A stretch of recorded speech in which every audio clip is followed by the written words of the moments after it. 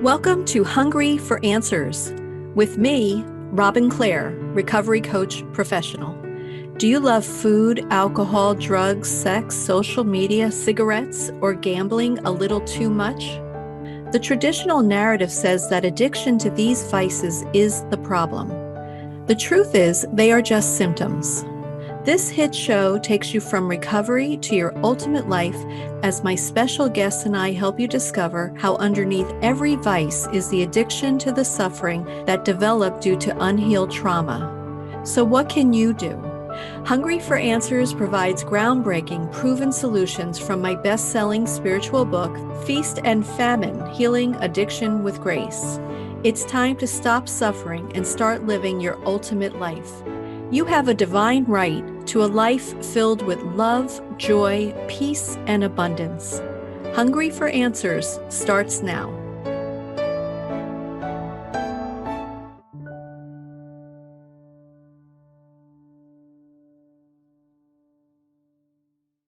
Everybody, it's Robin Clare, and welcome to Hungry for Answers.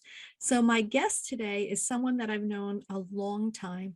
Maureen and I, we grew up in corporate America together at the same company. And one day I discovered that Maureen was on her spiritual journey too. I'm not sure how that happened, but I realized, wow, I could have a spiritual friend in corporate America, which may not seem like a big deal now, but then it was huge because talking about spirituality in the workplace, in the 90s, was like talking about sex in the workplace. You just didn't do it. And so Maureen and I would hide in the cafeteria at our own table and just like be whispering to each other about what books we read, what we were studying. And that friendship has continued. And now we're both out of corporate. So let me tell you a little bit more about my friend, Maureen Gemme. So she's an ex-corporate gal like myself. She's a motorcycle adventurer, a speaker, a coach, a leadership trainer, and a grandmother who was also an alcoholic and drug addict. And she's been in recovery since 1985. So she left corporate after 30 years and after 2 years of life coaching, created the Emerge Leadership Academy in 2015. She traveled around New England, training classes of leaders from all kinds of companies. And then she wrote her book, Emerge. And what she realized when she did all those trainings was that the world is really craving better leaders. So she created a podcast and a program to help people who are ready to step up in their career and create a happier life. And so please welcome to the show, Maureen Gemme. Thanks a lot for having me, Robin. I am very happy to be here. Yeah, that's great. And I'm so glad. I'm always glad to see your face. Thank you. And because it brings back, well. thanks, because it brings back a lot of good memories. So my first question I ask all my guests is that, have you ever experienced a time in your life when you were so hungry for answers and you didn't know where the answers would come from? Oh yeah, definitely. I would say that for probably the first half of my life, I was seeking answers outside of myself and I was chasing them. I really wanted answers.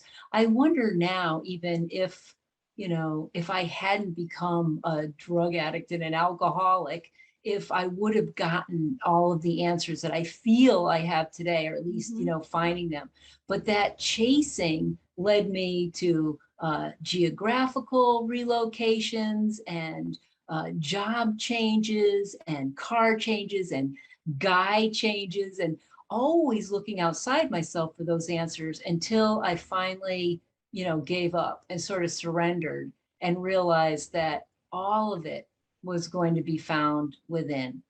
Much more. That is like the first step. But nobody taught us that in high school. Where do you find the answers within? No, we didn't learn that. No, we definitely did not learn that. I'm not sure the kids are even still learning it today.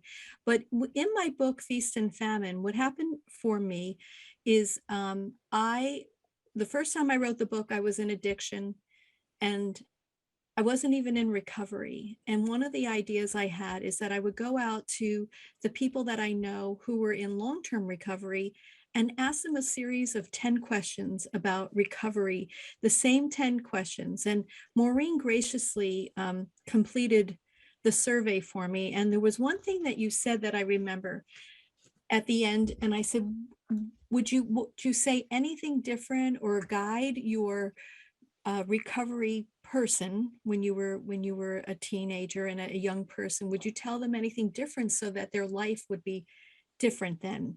And you said, absolutely no way would I tell them anything different, because you would not be the same person you are today if you hadn't gone through the experience of recovery and the experience of addiction. Like, that really led you to everything that you're doing today. So can you share with our audience your addiction and recovery story so that they can get to know you a little better? Thank you. Yeah, sure. And boy, it wasn't easy. And nobody's teenage years are easy, right? We're trying to figure out who we are. In my case, I came from a family, very Irish Catholic family, of where my mom and dad had 6 kids in under 9 years, Mm. right? And so I was in the middle of the pack. I was number 3, and I just did everything I was I was told to do. Like, I was told when to go to bed, when to wake up, what to eat, what not to eat, what to wear, where to go. I did have some choices when it came to, like, what activities did I want to join, soccer or Girl Scouts. But for the most part, um, I was one of the pack. And then when I started to break away as a teenager, which is our job as teenagers, as we know, I really didn't know who I was. So I wanted to be part of the new pack. And at that time, it was sex, drugs, and rock and roll. Like, that's what everybody was doing. That's what the cool kids, quote, were doing. I wasn't a big sports buff, so I sort of fell in with that crowd that was smoking cigarettes and so on. And I started doing that when I was 13. And by the time I was 15, I was pretty much a full blown, I needed it every day. If I didn't have a joint, I needed alcohol. If I didn't have alcohol, I needed drugs. And by the time I was 15, I started popping pills, and all I did was plan my next what was I going to do? Where was I going to be? I was sneaking out of the house in the middle of the night, doing things that would make any parent cringe to Mhm. see the people I was hanging out with and what I was doing while they were busy sleeping in their beds, right? So, anyways, I just barely made it through high school. I pretty much had to be in detentions the whole first week of my 11th year of high school, because to make up for all the detentions I missed in my 10th year of high school, where I skipped about 65 days of school. I was filled with fear. I didn't know who I was. I didn't know Mhm. where I wanted to go. I felt stupid. I didn't, if I wasn't okay if I didn't have a boyfriend. I usually had one or two girlfriends to hang around with so that I could get to meet boys. I couldn't just do that by myself. And by the time I was 16, I was drinking in the bars. By the time I was 17, I was working in a bar, and when I graduated high school and turned 18 that summer. The drinking age was 18 back then. And I was running, but I knew I had potential, and I also had a strong work ethic. So right out of high school, I got that full-time job in the bar at Mhm. Musquamacut Beach in Rhode Island. Mhm. And then after the summer, I came home and got a full-time job waitressing. My parents were so disappointed because they knew I had potential, but I wasn't willing to go back to school. I hated school. I couldn't wait to get out, just to party and to have fun. But then I got depressed because real life was kicking in and I wasn't doing anything. So I got I started in my first corporate job, and pretty much every 2 years, I would move on to a different thing. I was pretty successful at work because I went every day, but I was drinking at work too. By the Mhm. time I hit my, early 20s, I was drinking at work. I was smoking. I was, again, still taking drugs. and I was Mo. I was shooting darts, walking around in my bare feet all the time, putting cigarettes out with my bare feet. Like that made me cool. You know, I could tell dirty jokes and blah, blah, blah. I just didn't know who I was. I was hanging out with guys, and I thought women were not good to be with because the guys told me how horrible girls were. Anyways, the first, that first chapter of my life, there was a lot of experiences that I certainly won't go into, but I will tell you that I grew to hate myself. I had a lot of self-loathing. I did things that didn't align with who I really was because I was just trying to please other people and do what they wanted me to do. Yeah. So I did take a geographical tour to Texas, and I did get sober when I was 24 years old because I hit my bottom. I was so broken emotionally. I finally reached out for help and got the help that I needed. And in this recovery center, is this where you met Paul as well? Yes, yep. I did start going to a 12-step program, but I was living in Austin, Texas at the time. And I moved home when I was about a year and a half sober. And I met Paul in the rooms, Her and husband, everybody. yes, and we actually met about a year before we started going out, but I fell in love with him right away. I mean, very quickly. And he had a spirituality about him, and we were really into Ramtha at the time, Yes. and like really exploring things outside of Catholicism and the Bible. And I don't mean to say that with disdain, but for a long time I called myself a recovering Catholic, and then at one point, I called myself a born again pagan. Mhm.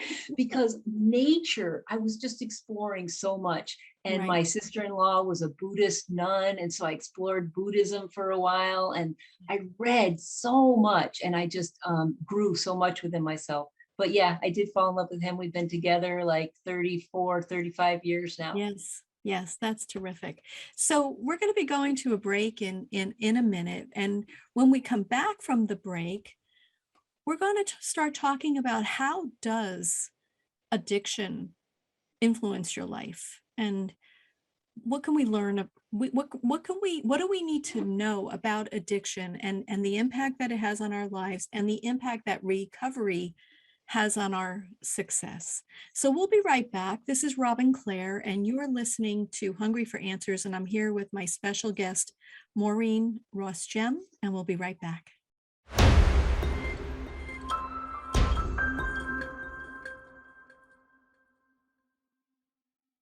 And welcome back to Hungry for Answers with me, Robin Clare. To learn more about me and my offerings, please go to clare-ity.com.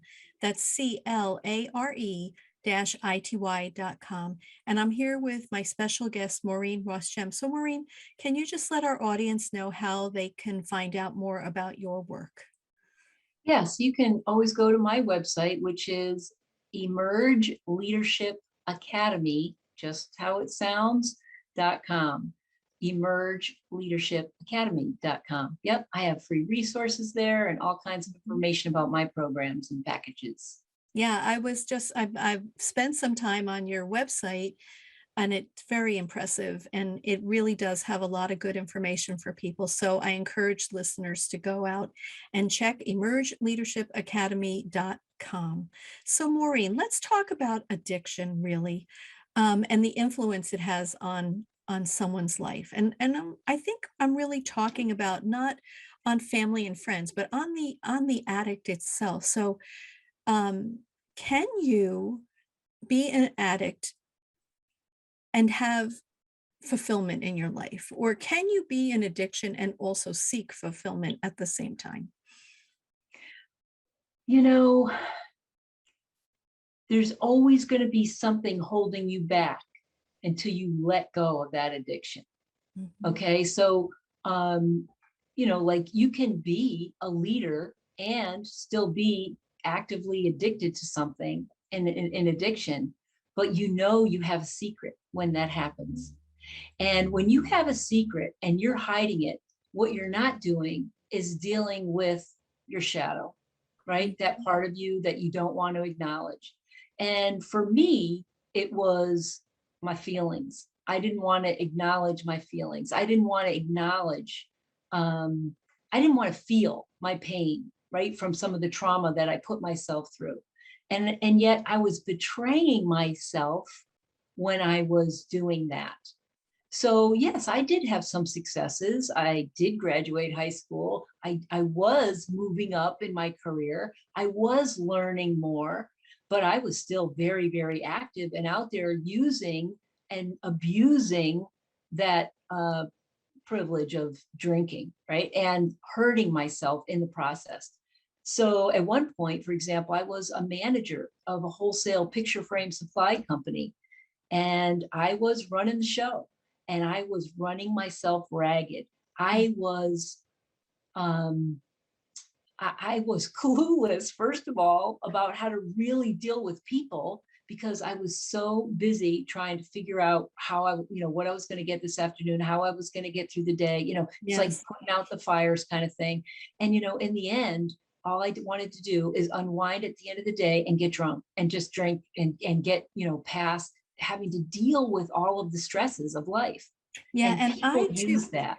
and they do. And I found too, so my addiction, was over 40 years. And it wasn't until I was in my late 50s that I finally came into recovery. And one of the things I really discovered is when you have a secret, like you said, I didn't realize how often I felt like a fraud in my life Yeah. because people had this impression of me. I had this impression of me. And yet all I could think about was what was I going to eat next? And with my obsessive compulsive food disorder, and then if I ate too much to move into a state of bulimia. And I would remember I would see Maureen is one of my unspoken mentors in addiction, she and our friend George Herrick, because I would look at the two of them and say, how can they be in long-term recovery where I can't even go a couple of days?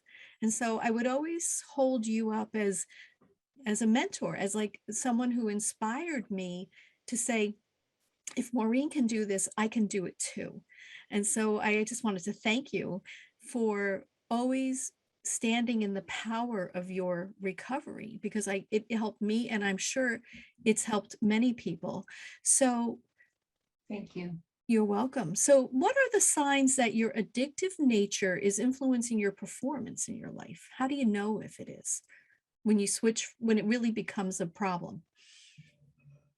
Well, again, there's usually only a certain amount, but I would say that that voice that you talked about, the imposter syndrome, Mhm. will only allow you to get so far in your life. It will stop you from Mm. achieving your full potential. It Yeah. will try to keep you comfortable. It will try to keep you safe, right? It will tell you that you're not worthy to go after this job or that job. And it will give you all kinds of reasons. But until you really become conscious, which is to me, kind of enlightenment, and realize what those thoughts are doing to you, you won't be able to overcome it. It's like the monster, right? That craves within you and you can't say no to it. And so that's really what addiction is. And until you're ready to look at that hard part, but like you said, Robin, you can still grow, you can Sure. still achieve, but only so much. Yeah. It will stop you. It's like that unseen ceiling. It will stop you from really putting yourself out there, really shining your light because you have Yes. a secret. You're hiding that shadow, that dark part of you, and not I accepting really that dark part of you. I really like that because I used to call it my fear of success, like of Mm, reaching the pinnacle. But I like what you're saying is that I my addiction really was what was calling the shots, right? And this fear of success wasn't, and I would be personally frustrated with myself. Be like, oh my God, I could do that. I know. I could do that. I could do that with my hands tied behind my back. And then I'd be like, well, wait, there would be something talking to me in the background. Wait. And so I'm just thinking about this today. Was it my addictive nature, my addiction that was talking to me. Now, I also believe that I call them like boulders on the way to your success, addiction, different things. But maybe they're there, maybe they serve a purpose, and that is they serve a purpose to almost protect you until you're ready to look at your trauma, until you're ready Oh, to there's look no at your doubt. shame. Yeah. There's no doubt. You're absolutely right. In fact, it's like I got my undergrad in psychology, and one of the first things you learn is, you have an ego, right? And Mhm. that ego voice is really the impetus for the critic, the inner critic. And then I think we also have a spirit voice, which is much softer. It's Mhm. much quieter and more gentle with us. But that inner critic that's in your head, that imposter syndrome thing, we think it's real. We think that Yes. that's like really real and it will keep you small. But it's not just the addiction, right? It's how you were raised. It's all the beliefs that you were Yes. conditioned with and Sure. instilled with, and it's your values and what you were raised in. How much privilege did you have? Were you raised in a trailer with some drunk father beating you all the time, or were you raised in privilege and gone to good schools? And so there's all kinds of things that influence us along the way that either feed our ego, but that ego wants to keep us safe, and it wants to keep us small, and it will look at the negative. It focuses on the negative. So the more you can be aware of and conscious of that negative voice, the easier, because you're judging people. It wants to be superior, so it Mhm. judges others, and all of that stuff. But yeah, that is a protection, and it's there to quote protect us. Yeah, and I And a think lot of people will say, well, we should protect ourselves because there are it's monsters out there. But it yeah, also keeps your light small. And it that's the problem. does. And so Yeah. the ego, keeps us small, would you say, Maureen, by focusing on our fears? Well, yes and no. It keeps us small in all kinds of ways, right? Mhm. Yes, our fears are always there. There's one that we're born with, and it's that I am not enough. I Yeah. am not enough. We learn how to please mom and dad when we're two, right? And or our caregivers, whoever they are. And then we learn all these survival skills. And then when we get to adulthood, we don't need those anymore. We can make our own choices, but a lot of times we're just not even consciously Yeah. aware that we can change our beliefs, that we can change that voice, that we can change what we focus on. And as you know, as a spiritual advisor, that's how we change our stars. That's how we change our lives, and we design it instead of living it by default. Yeah. So it's super important to really recognize the voice. But until you give up your addiction, you're letting the voice is the winner. You're not going to get past it. You're not going to be able to open and even move past your fears, because it will keep you small. It will keep you quote safe. Yeah. So in alignment with your work, and I guess my work with my clients as well, we know that people can get outward help for addiction through a 12-step program or any program like that, seeking therapy, talking with their clergy person. There's so many ways of having a life coach, reading, participating in classes. But how can we share what is the inward journey to recovery? What does that look like? And I'm sorry I'm only giving you 2 minutes till the break, but can you? There you go, Maureen. I know you can do it. Well, I think the first part is surrender. Mhm. You really do. And that's the first step in the 12 steps. And it's about surrender and letting go of your control monster, trying to control everything all the time, trying to stuff your feelings, control your emotions, control other people, control your situations, control your life. And by giving up, by surrendering, by letting go, then we allow the universe to provide a lot more opportunities. But we have to step back and look and witness and sort of allow ourselves to feel and cry and Mhm. heal and look at the trauma. So I say first is look back and heal your past and do your forgiveness work, and then you can really go within and find that light and figure out the best way to shine it. Does That's that make beautiful. sense? That does Yeah. make sense. And so when we talk about, surrender is required. We talk about that in feast and famine. And then the last step is grace must be allowed. And so Yes. we want, you have to allow the grace in, as Maureen's saying, the help that's available to you, the the help that's available to you that will come to you, but also when you allow grace in, the answers and the healing on the inside of yourself, in your inner world, begin to happen, and you Mm. begin to have aha moments in your thought processes and in your prayer and in your meditation, that you begin to understand why things happened the way that they did. And once you have that understanding, then you can have deep forgiveness, and then you can move forward with your life, forgiveness for yourself and forgiveness for others. Because what we know for sure is that forgiveness of others is really also for yourself. So we're going to go to our next break. You're listening to Hungry for Answers with me, Robin Clare, and I'm here with my special guest and friend, Maureen Ross Gemme, and we'll be right back.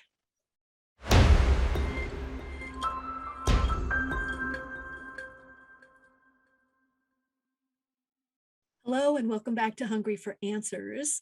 This is Robin Clare, and to find out more about me and my offerings, please go to clare-ity.com. That's Clare-ity, CLARE-ITY.com.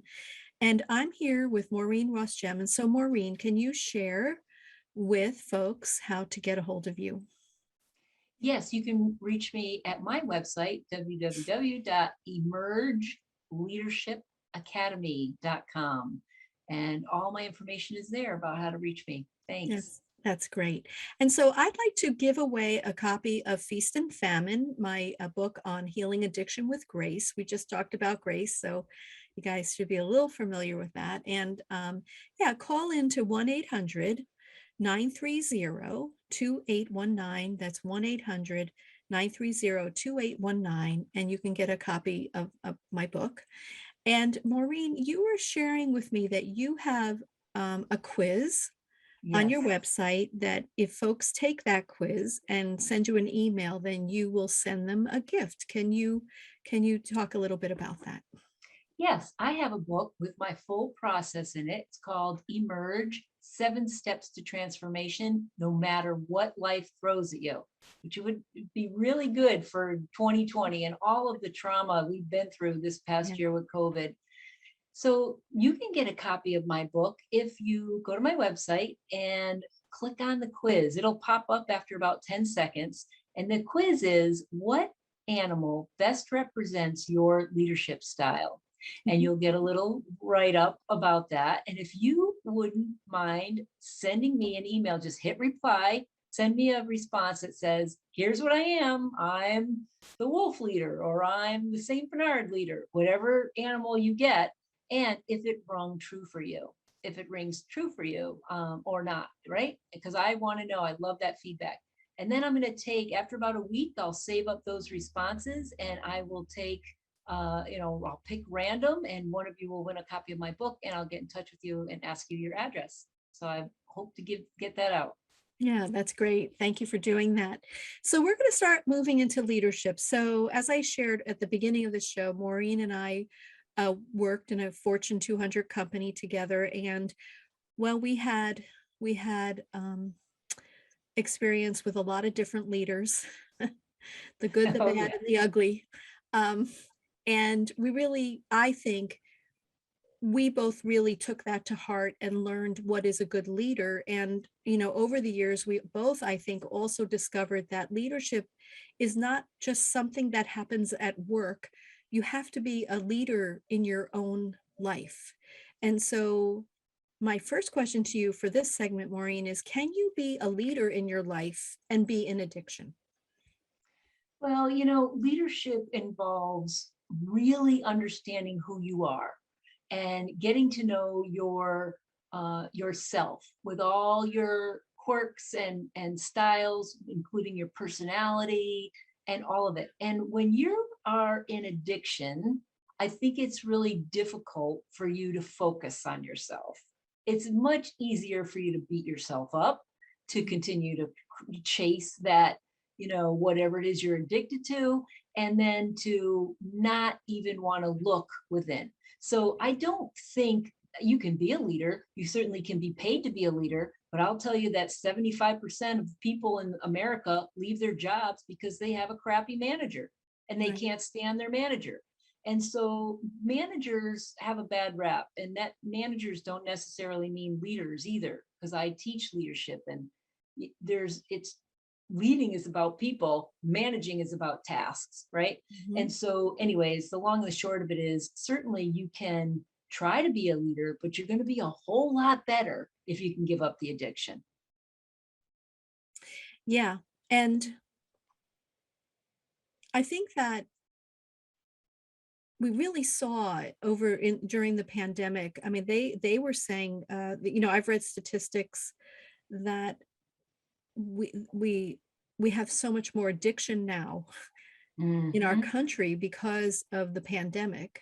Hmm. People were scared, they were afraid, they were home alone. I mean, being home alone for someone who has an addictive nature, well, there's nobody watching, right? Talk about going down the rabbit hole. Yeah, Right. And you so you can lose yourself. you can lose yourself. And so here we are, thought we were heading out of this, and now it seems like we might be getting right back into it. And so, what can we offer to our guests to get them to maybe take a different path now? If we have to, maybe go out less again Well, if to you're with the next wave of COVID, what would you recommend to them? Yeah, go ahead. well, if you're struggling with addiction, the first step again is surrender. You have to reach out for help. You can't do it alone. And you might have, again, all those things stuffed in there from childhood, from past Mhm. traumas, that you need to do it with somebody who has the knowledge to guide you through those first, few months, because it's not easy. And your voice, if you don't have control over it, will tell you you have to use. I mean, Right. we experience this with anytime we want to give up a certain kind of food, or I am not going to eat any M&Ms today, and you're eating M&Ms by 4 o'clock if they're Right. there. Like there are things that are just really difficult to go through by yourself. You need to get help. So I'd say that's number one. And number two is you're not alone. There are many, many, many people that are struggling in silence, and because they think, oh God, everybody's got their act together but me. It's not true. There are Yes. so many people that want to help. And so if you really, the first thing, right, is if you're going to develop into any kind of, really decent leader, is to have inner leadership. And inner leadership means getting control of that voice.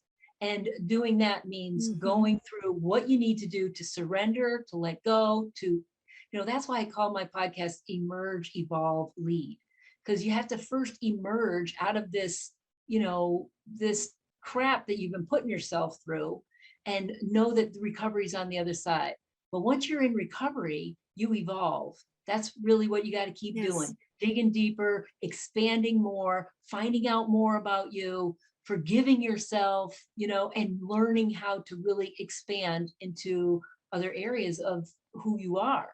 Once you do that, you develop yourself, then you can be developing others. And to me, that's what leadership is. It's developing others. It's giving back in that way. So first you got to start with inner leadership, and then you can do leadership of others in a much more effective way. Yeah. Does I that love that. answer your question? It does. And I was going to ask you what emerge means to you. And I like that answer Mm. because it really is you emerge. Like it's your brand. And so I was curious, it's everywhere, within your brand. And so thank you for that explanation of that word.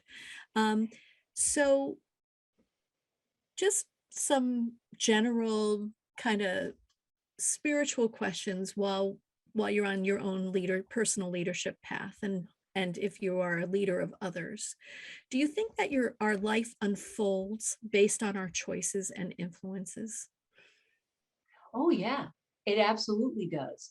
The question is whether your choices are conscious or unconscious. Mhm. We make choices all the time, but it's run by that inner, by that inner conditioning that is not who we really are.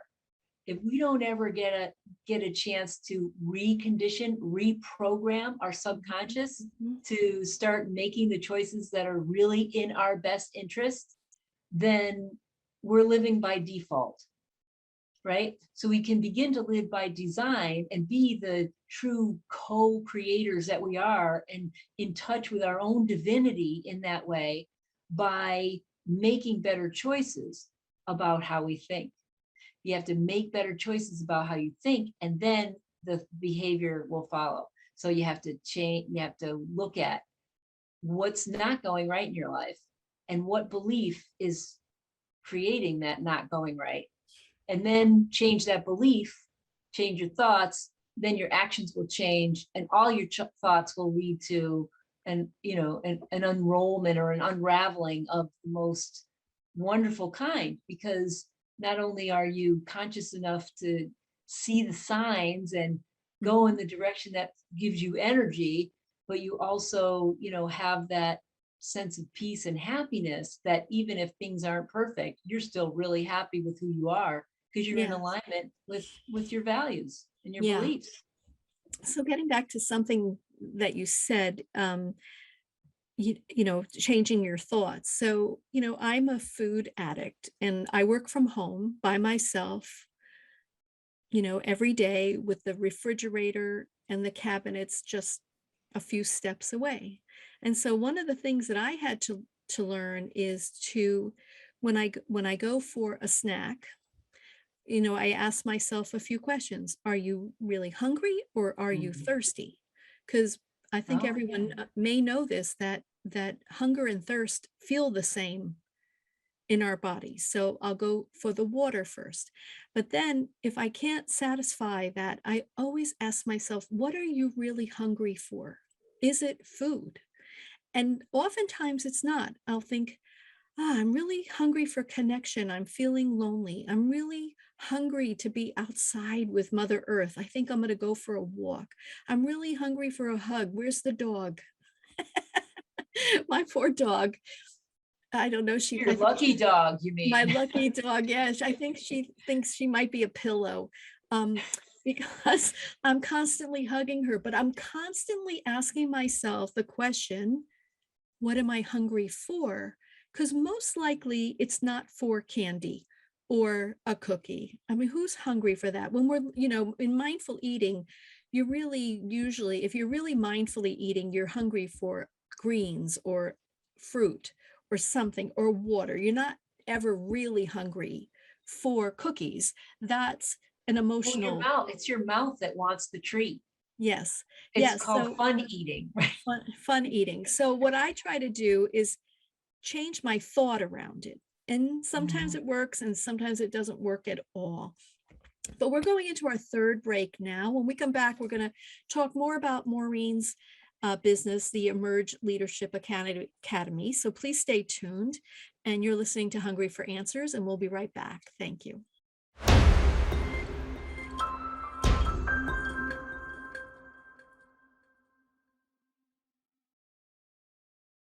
Hungry for Answers. I'm here with Maureen Ross Gemme, and we're going to talk about Maureen's business. So, first, Maureen has a podcast. It's called Emerge, Evolve, Lead. And she has folks on people in recovery who have done their inner work, who make inspiring leaders. So, we've talked a lot about that, how the inner journey is so important. But why do people who have done their inner work make inspiring leaders? Oh, I love that question, because I really am passionate about this.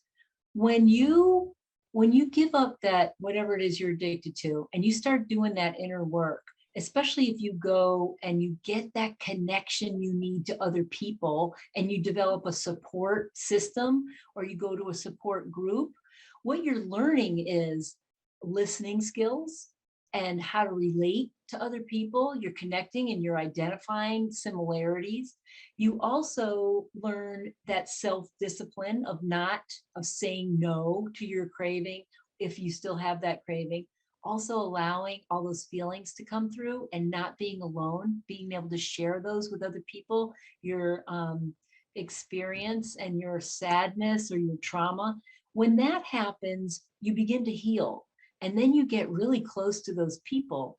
And by doing that, you become more reliable and dependable. You become more confident because your mind is clear. You can really listen to people. You have empathy. You gain courage and strength. You come through like on the other side like a champ. And that's when you really understand who you are, what you want. You can start hearing the inner voice, and all of those things, in my opinion, make really good leadership skills. So when you do all of that recovery stuff, you suddenly have the tools to help other people and to develop other people. And that's why the 12-step program works so much, because we help ourselves and then we help others. And even while we're helping others, we're helping ourselves. And I think too, when you're in recovery and you are what makes you an inspiring leader is, the word I wrote down was real. Yeah, People authentic. see the authentic. They begin to see who you truly are. And when you're in recovery, you're not afraid to say, I don't know the answer to that. I'll get back to you. Versus having to sound like you're like the expert in everything so Yeah, that you don't look bad, right? You right. begin to be very honest at work. So, so Maureen has a course called Recovery at Work program. And so when I was first inviting Maureen on, I thought that this program was about recovery at work. Like, how do you do recovery in the workplace? And when Maureen and I met to talk about having her on the show, she's like, okay, well, that's part of it. What I really mean is, how do you get your recovery to work for you? And I'm like, oh, I get At that work. now. It's Yeah. different. I mean, of course, recovery at work, but there's also recovery at home Mhm. and recovery in community. There's just, how do you allow your recovery? How does one allow their recovery to work for them in all parts of their life? Yep. One of the 12 steps is to practice these principles in all our affairs. And that means at work and at home and in the community and with yourself. And the principles are the principles of leadership. The principles of recovery are the principles of leadership. So yeah, my courses, it's kind of twofold, right? First, I do go out and I train, and I love helping people understand their personality at work. And I use that through a tool called Everything Disc. It's a Wiley and Sons product, and I'm an authorized partner. And I've also done Myers-Briggs type indicator, and I'm also in love with the Enneagram. So I anything personality and human design, and there's all kinds of things to help you get to know yourself better. So I do administer those assessments though, and you get a 20-page report, and they're so fun to lead people through, because now they can really own, without apology, who they are, and Mhm. step up in those ways at work and be more effective. And when you do that, not only are you happier, but your relationships get better. And then other things happen like promotions or job transfers, or you decide, I want to reinvent myself and go in this other direction. So recovery at work is really about figuring out how to be your best self at work, and then stepping into that identity so that you can create exactly what it is you want to create. And even if nothing changes, you're still happy. Yeah. It's just amazing how it works. And when we talk about recovery at work, this is not just a program for people in recovery. Right. It's for anybody who wants to figure out how to step into their greatness in their job or career. You can apply it to anything in your life, like all my clients do, but I'll give you an example. Recently, I have a couple of clients that I could brag about all day long. And one was in a director position. He had been raised by an alcoholic dad, and he ended up coming through my program and because he wanted to expand and he's been sort of stuck in his role for about 12 years at one company. He left within 8 weeks. He left that company. He got a new job, 2 grade levels higher. He's now a senior vice president at another company, and he got a 40% increase in salary and is making over 300K now with a really Mhm. nice bonus. And he's got a much larger group of people. And although he's working through like how to expand his emotional intelligence, step out of his comfort zone, deal with conflict, all that stuff, I am just so thrilled to see that he's doing it because he really looked at and did the work needed. So that was really fun.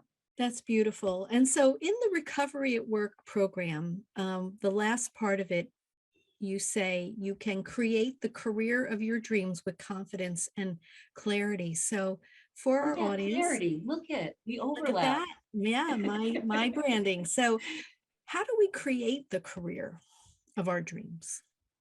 Well, you have to imagine it. You have to have Mhm. a vision. It doesn't, you have to be able to listen. What does your heart want?